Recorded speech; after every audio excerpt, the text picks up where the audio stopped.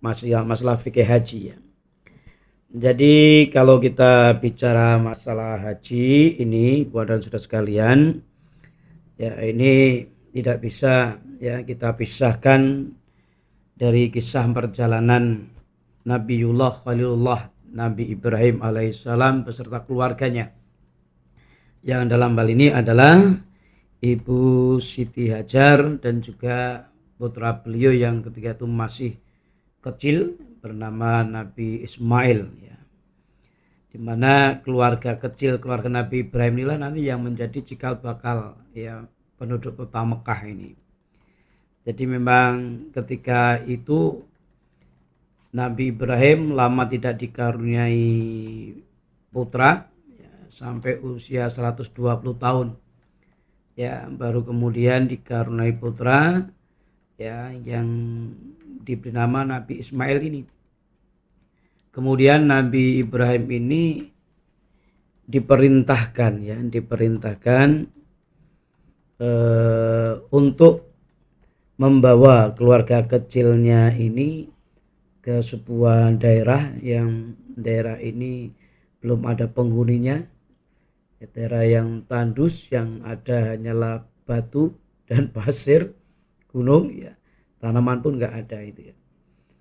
Tetapi ini karena ini perintah Allah ya, maka dengan keimanan, ketakwaan dan keikhlasan Nabi Ibrahim ini tetap membawa keluarga kecilnya ini.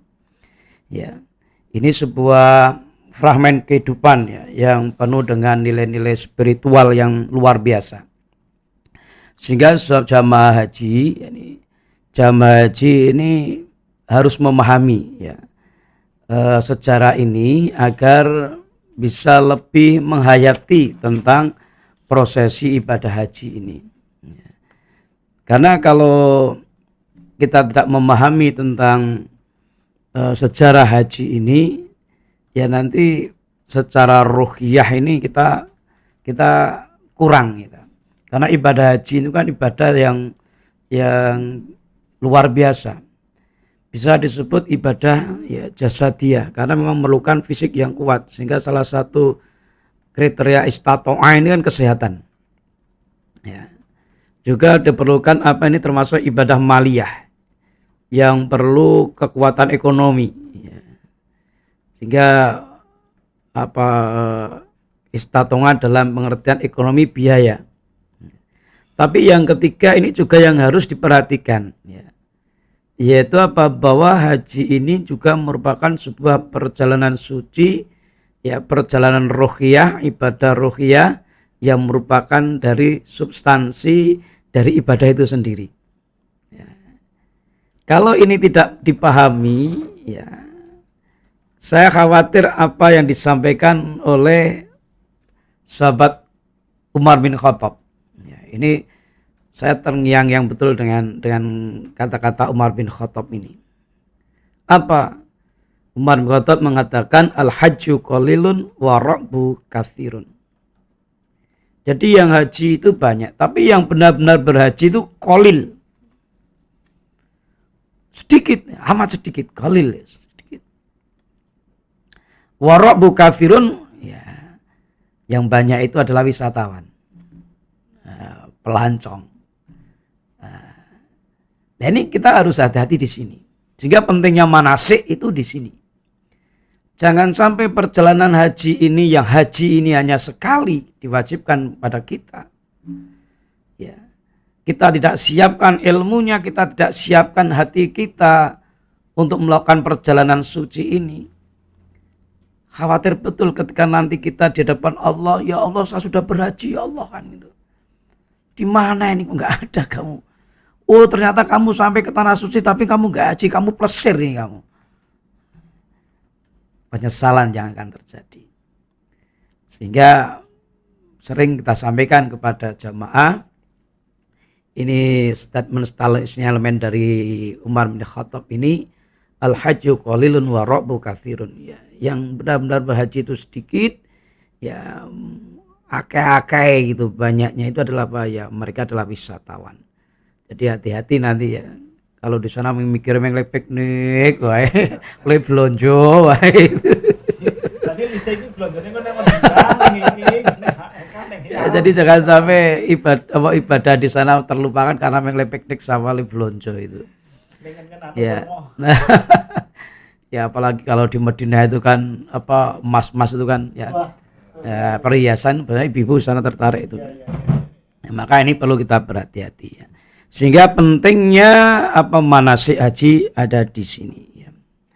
Ya, sehingga ibu kita harapkan persiapan betul perjalanan ke tanah suci ini. Ya. Kembali kepada sejarah haji tadi ya. Nabi Ibrahim diperintahkan membawa keluarganya ke Mekah. Ini. Ketakwaan ya, memenuhi perintah Allah. Ini berat loh ya. Ya. Membawa keluarganya yang kecil ya, yang terdiri istri dan anaknya yang sangat dicintai karena 120 tahun Nabi Ibrahim itu baru dikaruniai putra. Ya. Tapi beliau harus menjalankan perintah Allah membawa keluarganya ini di sebuah tempat yang tandus, sebuah lembah biwadin ghairi zar'in. Ya, jadi di biwadin itu di sebuah lembah. Di mana lembah ini ya tidak ada pepohonan. Nah, ini. Karena saking beratnya Nabi Ibrahim membawa keluarganya di tempat itu, Nabi Ibrahim nggak bisa berkata apa-apa. Tidak ada pesan apa-apa. Karena apa? Saking beratnya. Tapi ini perintah Allah. Keimanan, ketakwaan dari Ibrahim ini diuji oleh Allah. Karena beliau tidak sempat berkata apa, dia letakkan di situ, kasih bekal, terus Nabi Ibrahim ini balik kanan itu. Tidak berkata apa-apa. Sehingga Ibu Siti Hajar ini berlari mengejar Nabi Ibrahim. Sebuah fragmen perjalanan spiritual yang luar biasa. Kenapa Anda tinggalkan kami, saya dan anak Anda di tempat yang seperti ini? Nabi Ibrahim tidak bisa berkata apa-apa. Diam aja. Kejar terus oleh Ibu Siti Hajar ini. Ya. Nabi Ibrahim gak bisa jawab. Sampai kepada pertanyaan Ibu Siti Hajar kepada Nabi Ibrahim. Apakah ini Anda meletakkan kami di tempat ini adalah perintah Allah? Barulah Nabi Ibrahim menjawab. Iya, ini adalah perintah Allah. Maka ketika Ibu Siti Hajar ini mendengar bahwa ini adalah perintah Allah, berhenti sudah Ibu Siti Hajar mengejar Nabi Ibrahim dan berhenti sudah Ibu Siti Hajar bertanya. Karena apa? Disitulah keimanan, ketakwaan, keikhlasan, tauhid, keyakinan dari Ibu Siti Hajar. Kalau ini adalah perintah Allah, maka beliau meyakini bahwa Allah tidak akan menyia-nyiakan hambanya.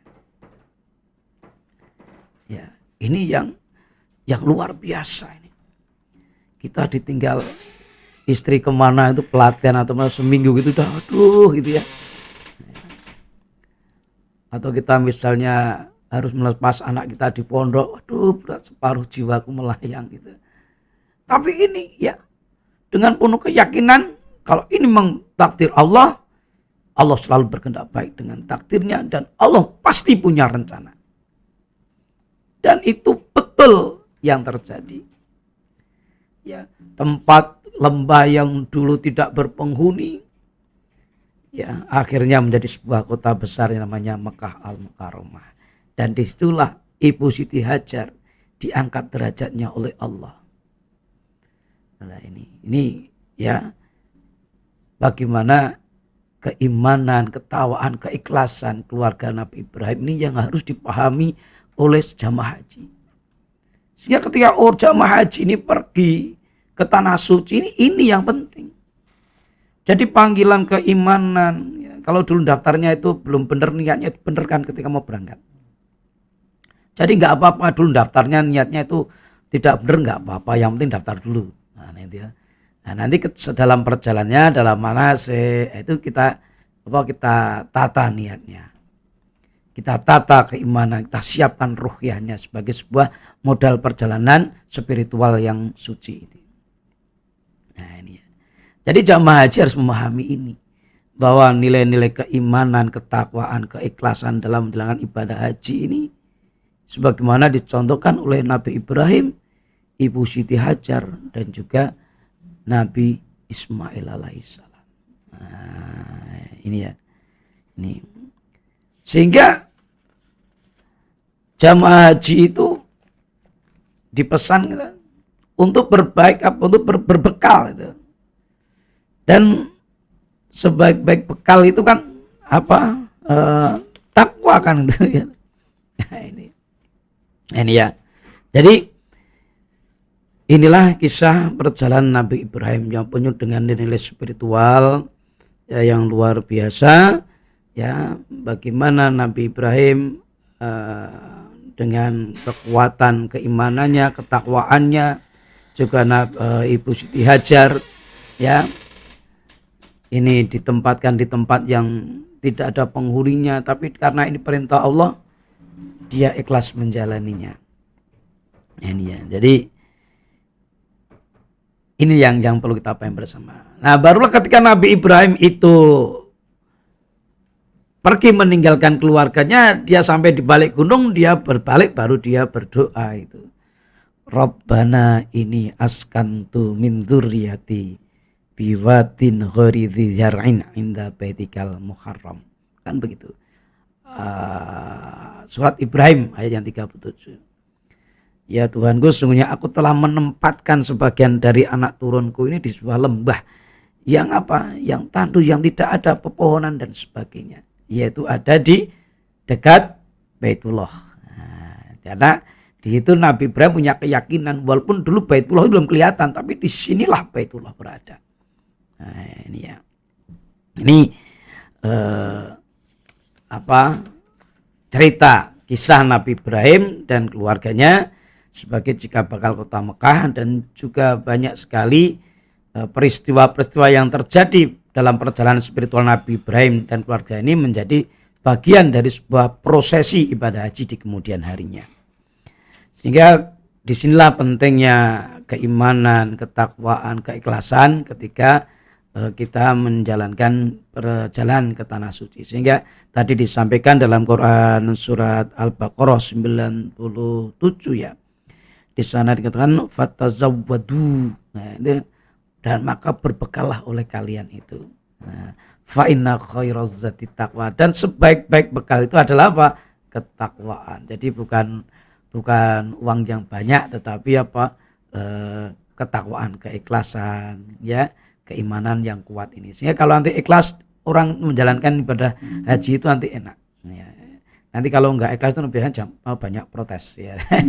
Repotnya di situ. Nah, padahal ada larangan jidal ya, larangan jidal, enggak boleh berjidal, bertengkar di sana itu. Nah, itu. Nah, kemudian setelah dalam waktu lama Nabi Ibrahim ini meninggalkan, kemudian baliklah Nabi Ibrahim ini ya ke Mekah, dan Mekah sudah ramai itu. Sudah menjadi sebuah kota kecil ya. Nah, lah ketika Nabi Ibrahim datang kembali ke tanah Mekah, datanglah perintah kurban. Ya, untuk apa? Untuk menyembelih putranya Nabi Ismail itu. Ya, ini juga luar biasa, ujian luar biasa bagi Nabi Ibrahim. Ya. Dan ketika Nabi Ibrahim mau melaksanakan itu, gangguannya juga luar biasa itu dari iblis itu. Maka jamaah haji juga banyak gangguannya nanti. Ya, banyak sekali gangguan dari jamaah haji itu. Nah, kalau nggak hati-hati ya ini kalau bisa berlebih-lebihan nanti kita juga khawatir itu nanti ya akan mengurangi kemabruran dari hajinya. Ya bolehlah di sana selfie itu bolehlah, tapi ya dalam batas-batas normal lah, jangan terlalu banyak selfie ya, berlebihan. Ya, itu ya ini. Jadi ketika Nabi Ibrahim ini kembali ke Mekah, ya ada perintah untuk korban. Ketika mau korban, Nabi Ibrahim ini digoda iblis. Gitu. Kenapa kamu mau nyembelih anakmu kan gitu? Maka waktu itu Nabi Ibrahim marah itu sama iblis itu. Lalu iblis itu dilempari pakai batu. Nah itu nanti sampai pada prosesi apa? Prosesi lempar jumroh. Nah, Jadi proses lempar jumroh itu ya sebenarnya ya memang tuntunannya seperti itu ya. Itu memang diambil dari kisahnya Nabi Ibrahim. Dikisahkan bahwa jumroh itu dulu tempat munculnya iblis di situ. Nabi lempar itu ya. Tapi jangan terus diasumsikan bahwa ketika kita lempar jumroh itu kita melempar setan gitu ya. Kayak angel ngarepe. Saking mantapnya karena yang lempar setan maka kesetanan sendiri lempar itu. Yang dilempar bukan jumroh tapi malah temannya yang dilempar. Saking semangatnya. Nah, kemudian datanglah perintah Allah kepada Nabi Ibrahim untuk membangun Ka'bah. Ya, jadi Ka'bah itu dibangun pertama kali oleh malaikat. Ya, dalam banyak riwayat seperti itu. Jadi kalau dalam kisahnya itu kan Nabi Adam itu kan minta kepada Allah agar di bumi ini ada sebuah tempat yang bisa digunakan untuk tawaf sebagaimana tawafnya para malaikat di Baitul Ma'mur itu. Maka Allah perintahkan malaikat untuk membangun tempat ibadah yang pertama kali atau bangunan yang pertama kali di bumi namanya Ka'bah itu. Jadi Ka'bah itu bangunan kuno sehingga dikatakan Baitul Atiq. Baitul Atiq itu bangunan kuno maknanya, rumah kuno. Kenapa? Ya pertama kali itu yang dibangun oleh malaikat itu. Kemudian dibangun oleh Nabi Sis. Kemudian pada zaman Nabi Nuh Ka'bah itu tenggelam. Ya, tenggelam sehingga tertutup oleh pasir. Nah, Nabi Ibrahim ketika Nabi Ibrahim sudah ada di Mekah, Nabi Ismail sudah besar, ya. Kemudian Nabi Ibrahim diperintahkan oleh Allah, dituntun oleh Allah, ya, untuk mencari pondasi Ka'bah itu dan membangunnya kembali. Sehingga dalam Quran surat Al-Baqarah 127 itu diceritakan seperti itu. Ya.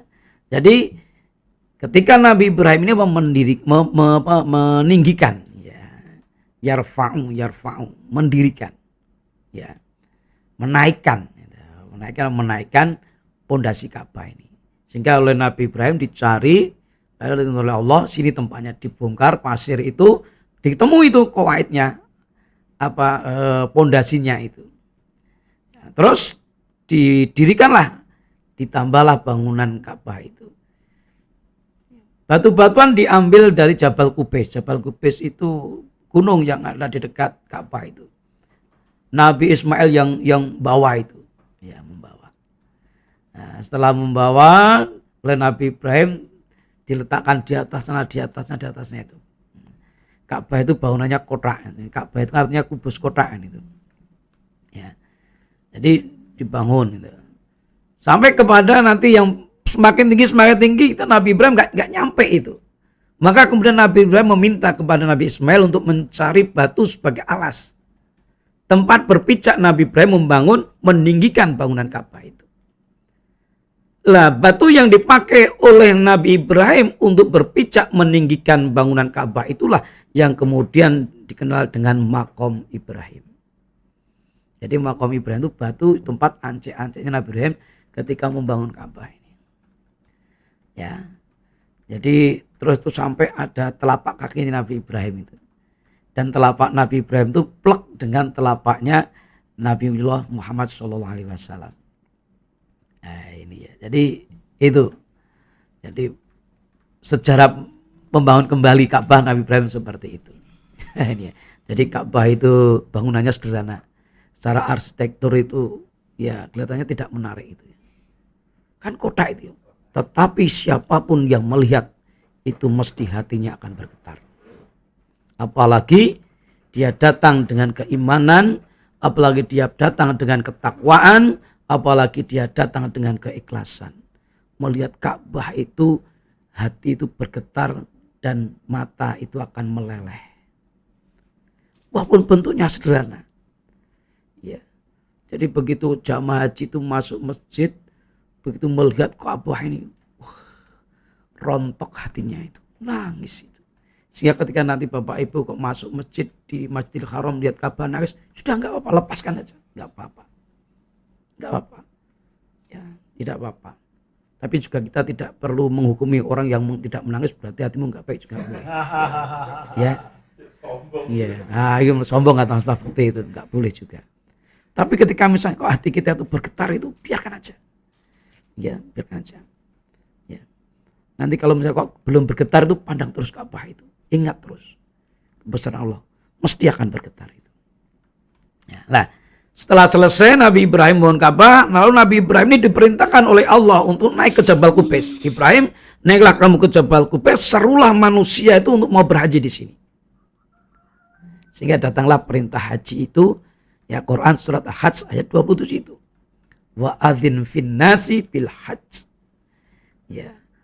Jadi serulah manusia itu menunaikan ibadah haji. Nah, ini. Nah, ketika Nabi Ibrahim ini yang sudah sepuh itu diperintahkan naik ke Jabal Qubais untuk menggaungkan atau meneriakkan panggilan haji ini, Nabi Ibrahim juga ragu, ya Allah, apakah suara saya ini nanti akan didengar oleh seluruh makhluk atau seluruh masyarakat manusia di dunia ini. Maka Allah mengatakan, Ibrahim, tugasmu adalah azan, tugasmu adalah menyeru, seru semua manusia untuk berhaji. Sehingga ibu dan saudara sekalian, benar haji itu adalah panggilan Allah. Ya. Tetapi ya, kita itu sudah dipanggil oleh Allah lewat Nabi Ibrahim ini. Ketika kita di alam roh, Nabi Ibrahim sudah memanggil kita. Terkadang kan kita mendengar, wah ini kan haji panggilan, saya belum dipanggil ini Pak. Nah, gitu. Sudah. Kita sudah dipanggil. Oleh apa? Oleh Allah lewat lisan Nabi Ibrahim alaihissalam ini. Dan Allah mengatakan, Ibrahim, tugas kamu hanya memanggil. Nanti kami yang akan menggaungkan panggilanmu itu ke seluruh penjuru dunia. Nah, lanjut Mas Budi. Ya. Dan itu betul. Ya. Betul. Ya. Panggilan Allah lewat lisan Nabi Ibrahim ini kemudian digaungkan oleh malaikat sehingga menembus batas dinding waktu dan suara. Ya, sampai ke seluruh penjuru bumi. Maka kemudian ada nama istilahnya talbiyah. Talbiyah itu artinya adalah apa? Labbaik Allahumma labbaik, artinya jawaban panggilan itu. Aku memenuhi panggilanmu ya Allah. Jadi ketika jamaah umroh, jamaah haji kan labbaik Allahumma labbaik. Nah, itu ada jawaban dari panggilan Allah dalam Quran tadi itu. Lisan Nabi Ibrahim tadi itu. Wa adzin fin nas. Ya. Jadi labbaik itu adalah apa? Panggilan untuk memenuhi, ya, atau jawaban panggilan, memenuhi panggilan dari Allah Subhanahu wa taala lewat lisan Nabi Ibrahim. Dan ini terus saja. Ya. Jamaah haji selesai datang jamaah umroh. Jamaah umroh selesai datang jamaah haji. Terus itu tidak ada pernah putus. Ya, ini apa istimewanya ibadah di tanah suci seperti itu. Jadi talbiyah terus itu, tidak ada yang terputus, terus itu. Ya. Nah ini, lanjut Mas Putih. Nah, karena talbiyah ini adalah memenuhi panggilan pada Allah, ya, maka sebenarnya di dalam ibadah-ibadah yang lain juga ada apa? Ada panggilan dan perlu kita talbiyai. Kalau dalam haji itu ada labbaik Allahumma labbaik. Labbaik la syarika laka labbaik innal hamda wa ni'mata laka wal mulk la syarika lak. Walaupun itu nanti ada dua versi ya. Jadi versinya yang pertama sama-sama itu boleh, tidak masalah. Jadi labbaik Allahumma labbaik labbaik la syarika laka labbaik innal hamda wa ni'mata lak wal mulk la syarika lak. Itu ada yang labbaik Allahumma labbaik labbaik la syarika laka labbaik innal hamda wa ni'mata laka wal mulk la syarika lak, sama. Ya, jadi kalau yang satu sesuai tuntunan nahwunya, yang satu itu sudah menjadi sebuah sebuah istilah yang tak paham. Seperti ada istilah godok wedang godok banyu bener, tapi godok wedang udah paham gitu ya. Jadi itu seperti itu ya. Jadi tidak masalah dipakai semua. Ya. Puasa juga ada panggilannya, sholat juga ada panggilannya. Hayyalah sholat itu panggilan. Lalu ditalbiyai. Kata Ustadz di negara, talbiyah sholat itu Sejak kita lihat ini kurang berapa menit masuk sholat, nah itu gitu ya. Nah, tapi kadang kita komat baru datang. Panggilan puasa, ya toh, kita talbiyah ya kutiba alaikumusyaum itu panggilan puasa, talbiyah dengan melaksanakan puasa wajib. Anfiku itu panggilan berinfak, penuhi dengan apa? Kita sisihkan sebagian rezeki kita untuk berinfak, zakat dan sebagainya. Jadi perlu ditalbiyahi masing-masing panggilan Allah itu. Lanjut Mas. Nah, sekarang kewajiban haji.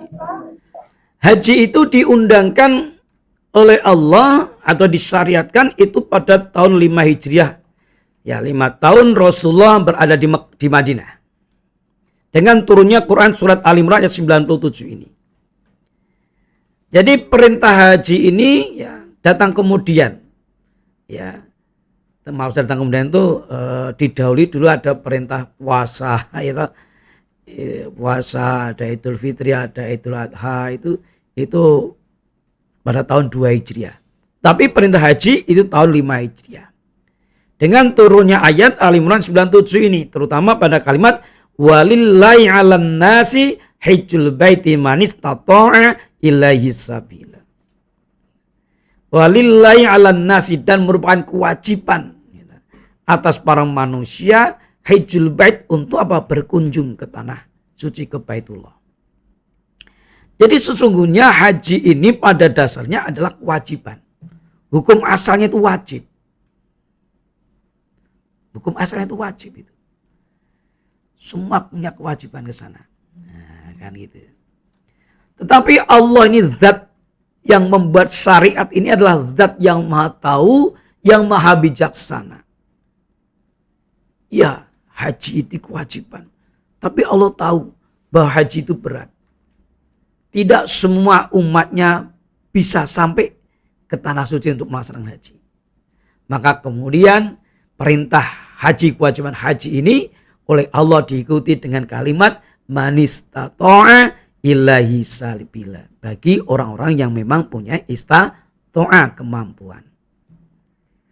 Ya, haji itu wajib. Tetapi bagi yang betul-betul tidak mempunyai kemampuan, maka Allah memaklumi, Allah memaafkan, dimaafu oleh Allah. Karena memang tidak mempunyai kemampuan untuk itu. Tetapi keinginan, niat berhaji ini harus ada dalam setiap hati seorang muslim. Ya. Karena apa? Ya, haji itu macam-macam itu. Nah, kata Mas Haji Budi Santoso, haji itu karena aja haji nisab. Nah, haji nisab itu ya karena memang sudah sampai nisabnya, sudah sampai kemampuannya secara ekonomi, dia bisa ya bayar untuk ONH atau BPIH. Nah, itu daftar di bank syariah. Terus ada yang namanya haji nasab. Haji nasab itu ya dia secara nisab nggak nyampe, tapi dia punya saudara. Nah, itu punya saudara, punya keluarga yang kaya. Terus sudah dihajikan oleh saudaranya. Nah, yang terakhir haji nasib.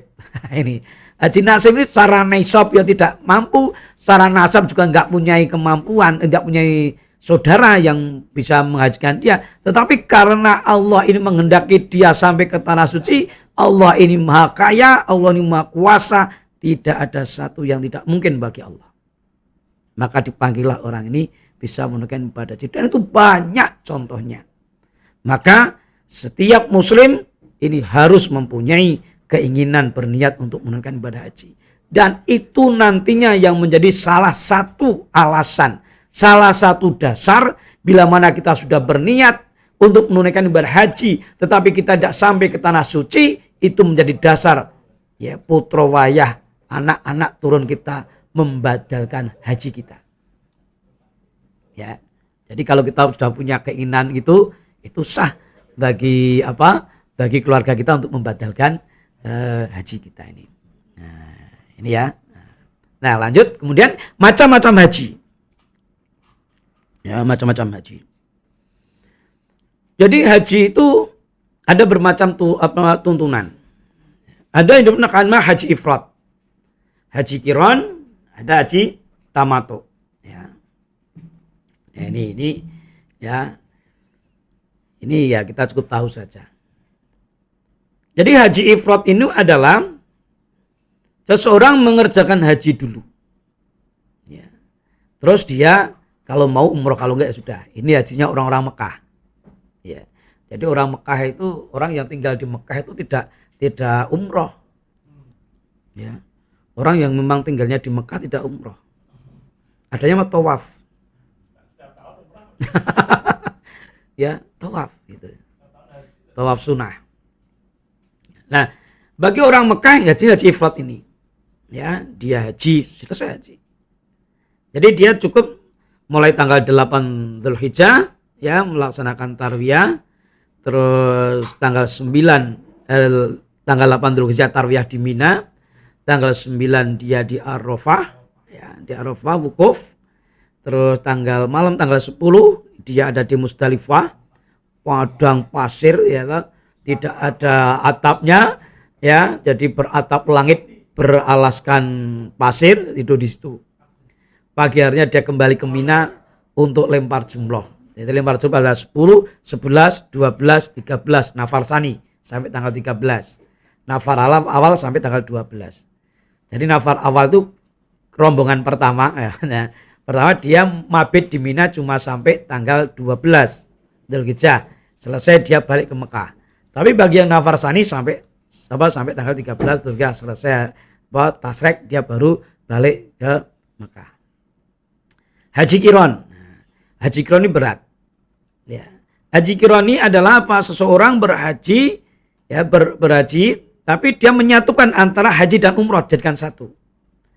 Maknanya dia berikhram ya umroh terus haji, dia tidak lepas. Wah, ini berat ini. Jadi dia umroh dulu gitu ya, dari mikot dia memakai pakaian ihram, setelah itu dia melakukan umroh, tawaf dan sa'i kan itu ya. Setelah tawaf dan sa'i kan itu tidak tahallul, dia terpakai terus itu ihram itu sampai nunggu waktu haji. Jadi kalau misalnya dia itu umrohnya itu agak jauhan, itu lama nunggunya. Jadi berikhram terus, pakai pakaian ikhram terus 2 lembar itu sampai berhaji selesai. Ini berat. Dan ini juga harus membahas hadyu.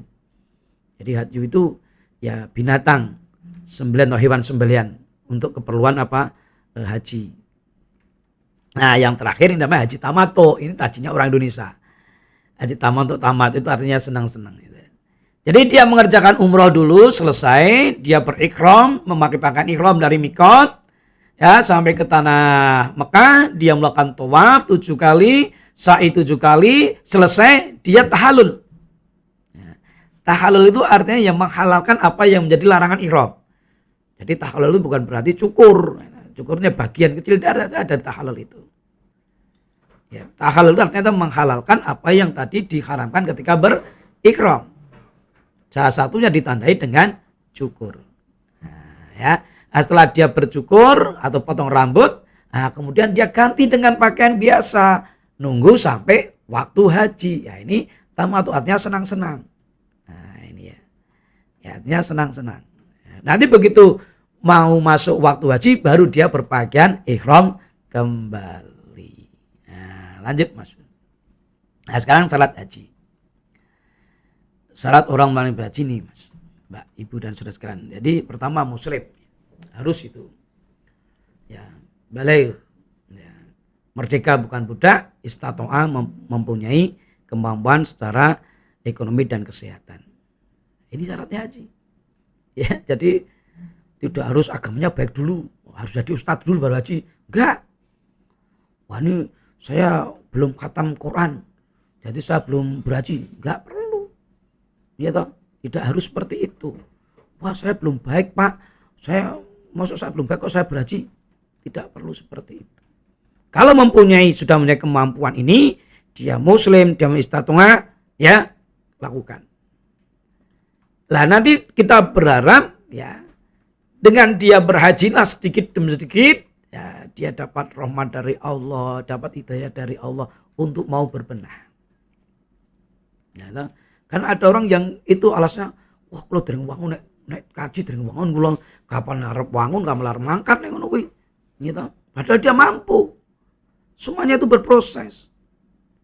Jadi kita juga nggak usah malu ketika dipanggil, Pak Haji, nggak usah malu. Karena apa? Justru itu mengingatkan, kowe iki haji lho, hati-hati lho, ngono kuwi itu. Dadi nek apa dene, Pak Haji itu mereka itu mengingatkan kita agar kita itu apa berhati-hati. Jadi ya nggak apa-apa. Yang tidak boleh itu ketika kita marah, ketika kita tidak dipanggil Pak Haji, ya itu marah, itu nggak benar itu. Kami haji saya. Oke. Panggil badut. Di dalam undangan kalau udah ditulis haji marah itu ya nggak boleh. Tapi ketika orang mengambil Pak Haji ya nggak apa-apa. Kita sikapi biasa saja itu. Ya ketika ada orang memanggil Pak Ustadz biasa saja itu ya. Nggak dipanggil juga nggak apa-apa kan gitu ya. Nah gitu aja. Nah ini syarat berhaji, sehingga silakan teman-teman yang punya kemampuan ya segera mendaftar. Ya lanjut Mas. Nah ini jenis amalan haji. Lah ketika kita itu mau misalnya kita pas besok gitu ya mau nguntap ke saudara kita yang mau tindak haji, terkadang kita mendoakan kita semoga dipermudah melaksanakan rukun, wajib dan sunah-sunah haji ya. Apa itu rukun, wajib, sunah haji? Nah, ini. Jadi yang dimaksud dengan amalan fardu, amalan rukun itu adalah amalan yang harus dikerjakan. Bila ini tidak dikerjakan maka hajinya tidak sah. Ya, ini enggak sah hajinya. Ini harus paham ini ya, walaupun tidak perlu hafal yang jadi rukun apa, wajib apa, sunnah apa. Apalagi jamaah sudah suruh ngapal kayak ini, wah repot itu. Ya, maka di dalam KPI Aisyah kita bagaimana Rasulullah berhaji itu yang kita tuntunkan. Tidak perlu menghafal gitu. Yang penting ini loh tata cara Rasulullah, dimulai dari ini, titik ini, kemudian alurnya ke sini, setelah itu alurnya ke sini, yang di sini yang dilakukan adalah seperti ini, doanya seperti ini, dasarnya seperti ini, terus itu aja. Nanti yang hafal seperti cukup karom sama yang mudah-mudah saja. Yang sepuh-sepuh itu yang penting dia paham alur, ya, alurnya perjalanannya seperti ini, di sini apa yang dilakukan, apa doanya, bagaimana Rasulullah mengantunkan itu. Ya. Amalan wajib itu adalah apa? Ya, yang harus dikerjakan. Bila tidak dikerjakan hajinya tetap sah, tapi dia tetap harus membayar denda. Dam itu artinya darah. Pada dasarnya itu ada dam nusuk itu harus mengalirkan darah, menyembelih kambing itu. Nah ini ya berarti wajib. Jadi dia misalnya kok tidak melakukan amalan itu, maka dia harus menyembelih kambing. Nah, misalnya apa ya? Ya misalnya tawaf wada ya, tawaf wada. Tawaf wada ini kan kemarin ada yang mau tanazul, gimana tawaf wadanya ini? Oh, dibatalkan, nggak bisa dibatalkan tawaf wada itu, ya, karena itu wajib haji. Jadi tawaf wada itu ya kalau dia tidak bisa melaksanakan udah bayar dam, kan begitu. Walaupun nanti saya terangkan di belakang ada perbedaan pendapat ya di kalangan para ulama tentang itu. Lah, amalan sunnah itu adalah amalan yang dianjurkan. Bila mana ini tidak dilakukan, artinya tetap sah dan dia tidak terkena dam. Ya, resiko dari sebuah amalan sunnah tidak dilakukan, ya itu rugi. Kan itu ya. Jadi terkadang kita memahami sunnah ki nek dilakoni berpahala, nek ora dilakoni ora dosa. Nah, nek pertimbangan seperti itu nanti kira-kira jatuhnya di mana pilihannya? Lakoni ora itu nek dilakoni ganjaran, nek ora apa. Akhirnya ya ora apa-apa wae. Kan gitu. Padahal apa? Kalau tidak dilaksanakan kita apa? Merasa rugi. Nah, ini ya. Ya lanjut Mas. Nah, para ulama ini berbeda pendapat. Ya. Mana yang fardu, mana yang wajib, mana yang sunnah. 4 mazhab itu berbeda. Ya. Sehingga kita tidak perlu jamaah kita bebani dengan menghafalkan itu. Ya. Maka bagi kita kemudian apa ya udah kita pahami hadisnya bagaimana Rasulullah ini melakukan ibadah haji, ya, ya itu yang kita contohkan pada para jamaah. Kalau di KPI Aisyah seperti itu. Ini loh Rasulullah berhaji. Nah, apa saja dilakukan Rasulullah. Dasarnya seperti loh, riwayatnya seperti ini. Nah, itu. Sehingga memang di dalam KPI Aisyah itu termasuk doa-doanya itu doa-doa yang dinilai mana gampang kok pendek gampang seperti itu. Jadi terkadang doa-doa yang banyak yang panjang itu sebenarnya kan dan itu kan pilihan saja. Itu kan kaul ulama atau merduanya ini ya itu ya. Nah, itu pilihan-pilihan saja, tidak harus seperti itu, tidak harus panjang. Ya. Nah, ini jadi kadang kita mudahkan ini doa-doanya seperti ini. Kalau mau Bapak Ibu mau menambah doa boleh, silakan apa ya kan begitu. Nah, sehingga jamaah itu merasa apa, oh tahu ini yang pokok, mana ini yang bisa ditambah, mana yang tidak, itu. Jadi kalau KP Aisyah ya seperti ini. Jadi bagaimana berhaji dan berumrah sesuai dengan sunnah Rasulullah Shallallahu Alaihi Wasallam. Nah, lanjut Mas. Ya. Lagi rukun haji. Nah, jadi rukun haji ya. Ini yang pertama berikhram. Berniat mulai dari mikot. Mikot ada dua, ada namanya mikot makani, ada mikot zamani. Mikot makan itu batas, mikot artinya batas, makani itu tempat. Di mana seseorang jamaah umrah atau jamaah haji, dia memulai berniat untuk melaksanakan prosesi ibadah haji atau umrah itu. Ya. Kalau jamaah haji Indonesia itu ada dua.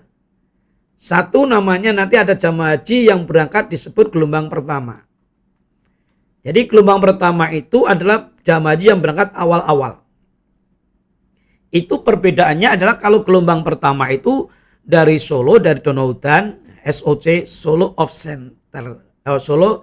Center Java, itu SOC ya. Jadi ketika kloternya 19 SOC, maknanya kloter 19, kelompok terbang 19, Solo of Center Java, tegese maknanya dia embarkasinya Solo kan gitu. Ya, dia dari Solo terbang ya, nanti transit dulu di Batam atau di Padang. Nah, terus yang dicucuk pertama kali di tanah suci itu adalah dia sampai di Madinah dulu. Ini gelombang pertama namanya. Jadi di Madinah dulu ya. Setelah Madinah nanti ke hotel, ya, terus melaksanakan ibadah di Madinah. Ya, itu apa dengan sholat di Masjid Nabawi, berdoa di Raudhah ya. Ini itu yang dilakukan di Madinah dan berziarah di tempat-tempat sejarah di sana sekitar 8 hari di Madinah. Nah, ketika jamaah ini mau melaksanakan ibadah akan melaksanakan ibadah umrah, ya dia berikhram dari Madinah ini memakai pakaian ihram, tetapi nanti menjatuhkan niatnya itu ada di Bir Ali atau Dzulhulaifah. Ya. Nah, ini Bir Ali atau Dzulhulaifah itu yang disebut dengan mikot makani gelombang pertama atau jamaah haji yang dari Madinah. Nah, ada jamaah haji yang gelombang kedua. Jamaah haji gelombang kedua itu adalah jamaah haji yang berangkat waktunya di akhir-akhir. Maka alurnya adalah dari tanah air, dari Solo itu tidak ke Madinah tapi ke Mekah dulu di Jeddah.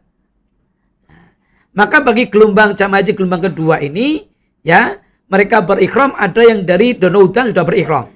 Karena mikot makaninya ada namanya Zamlamlam, ada yang berpendapat seperti itu. Ya, di Zamlamlam di atas pesawat. Jadi kita naik pesawat tuh. Tetapi kalau KP Aisyah mengambil mikotnya ada di Jeddah. Ya, karena memang itu secara fikih dibolehkan baik ulama Saudi, MUI maupun oleh Masjid Tarjih. Nah, dan ke Mekah dulu untuk umroh. Nah, baru setelah umroh dan haji di Mekah, dia baru ke Madinah, ini gelombang kedua. Nah, dia wukuf di Arafah, ini penting. Wajib ini ya, rukun ini. Al-Hajju Arafah, haji itu adalah wukuf di Arafah. Sehingga kalau jamaah haji kalau tidak wukuf di Arafah, hajinya nggak sah. Sehingga yang sakit sekalipun ya, itu tetap harus diantar ke Arafah walaupun sebentar. Ya, dengan apa namanya? Safari wukuf, pakai ambulan. Jadi banyak itu dilumpuhkan itu beberapa ambulan dikawal askar pakai patroli pengawal sampai ke Arafah, bentar balik lagi rumah sakit. Terus yang sakit ya? Ya sakit. Terus ya tawaf ifadah, sa'i, cukur, dan banyak tertib. Ini rukun haji seperti itu. Tapi tadi ya saya sampaikan ada perbedaan pendapat di kalangan para ulama sehingga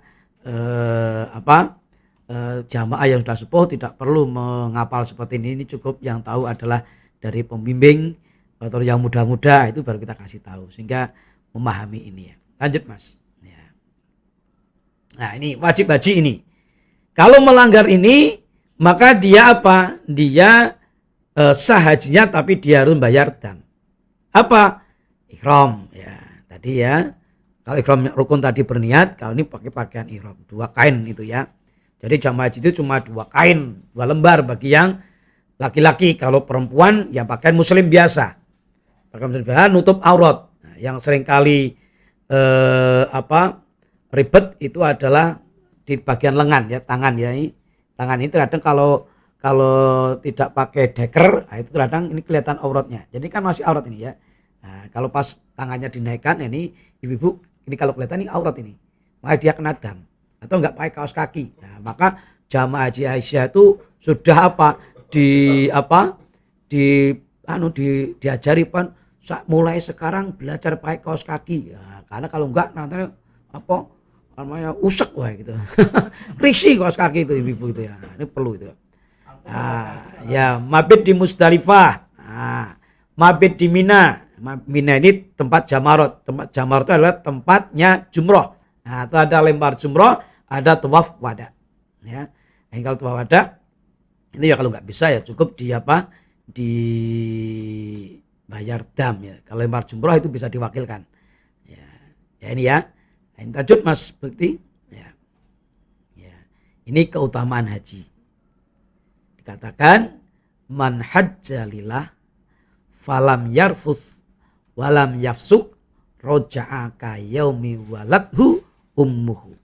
Siapa yang dia berhaji karena ikhlas karena Allah, karena panggilan iman, ketakwaan, keikhlasan pada Allah, dia tidak rofas, tidak bicara porno, tidak berbuat maksiat, kefasikan, maka ketika dia kembali sebagaimana kelahirnya seorang bayi dari rahim ibunya. Nah, ini jadi ini keutamaan haji luar biasa.